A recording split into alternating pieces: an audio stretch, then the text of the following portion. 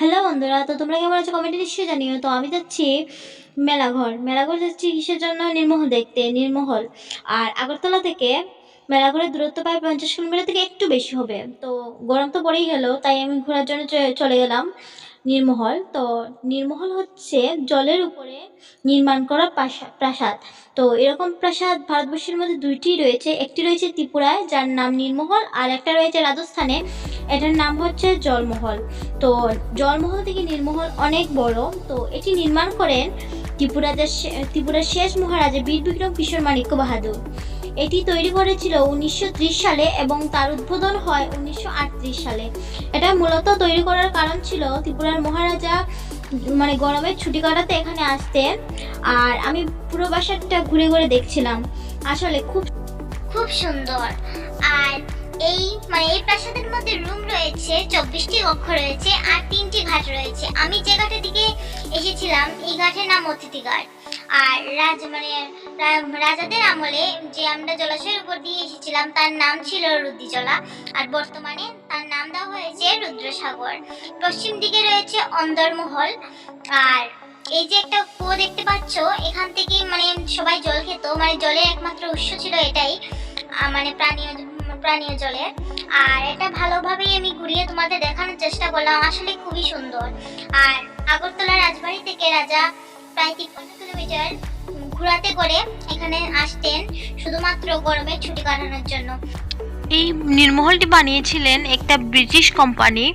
তো অনেক অনেক টাকা খরচ করে নীরমহলটি নির্মাণ করেছিলেন ত্রিপুরার শেষ মহারাজা বীর বিক্রম কিশোর মাণিক্য বাহাদুর। কিন্তু তিনি বেশি দিন এই মহলটা নীরমহলে থাকতে পারেনি, বলতে ভোগ করতে পারেনি। নীরমহল নির্মাণের 7-8 বছর পরেই তার মৃত্যু হয়। তারপরে এই নীরমহলটি পরিত্যক্ত হয়ে পড়ে। তারপর কিছুদিন পর কিছু বছর পর সরকারিভাবে এটা পর্যটন কেন্দ্র হিসেবে ঘোষণা করা হয়। তার আগে এই প্রাসাদের কিছু মেরামত করা হয়, এটাই আমি জানি। তারপর আর অনেক পর্যটক এখানে ঘোরার জন্য আসে। আসলে এই জায়গাটা খুব সুন্দর। আর তোমরা যদি যাও সেটা গরমকালেই যাবে, তো খুব ভালো লাগবে।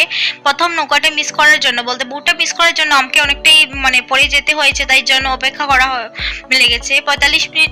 তো সময়টা কিছুই না, কিন্তু হাঁটতে হাঁটতে তো কিছুটা ক্লান্তি আসে।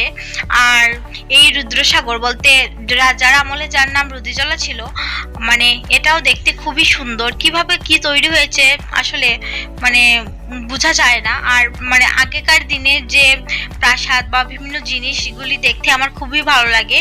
এরকম ভিডিও আমার চ্যানেলে আরো আপলোড করা আছে, তোমরা চাইলে দেখতে পারো। আমি বেশিরভাগ ক্ষেত্রেই এরকমই স্থানগুলি দেখতে ভালোবাসি, আর আমি যাই।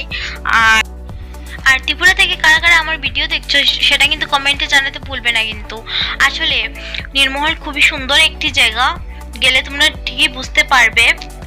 কোথায় কি ছিল তা জানার জন্য তোমরা লুক নিয়ে যেতে পারো, এখানেই পাবে। বলতে টাকা দিয়ে নিয়ে যেতে হবে, তা তারা ভালো করে নীরমহলটা তোমাদের ঘুরিয়ে দেখাবে, তাহলে তোমাদের বুঝতে খুবই সুবিধা হবে। তো আমি এভাবেই কিছু বুঝতে পেরেছি, আমি বুঝেছি। বলতে আমার সাথে এখানকার একজন লোক, বলতে আমাদের রিলেটিভ গেছিল, যার কারণে আমাকে বলে বলে দিয়েছে। আর বাড়িতে এসে আমি বয়সটা দিয়েছিলাম, যার কারণে কিছু কথা ভুলে গেছি।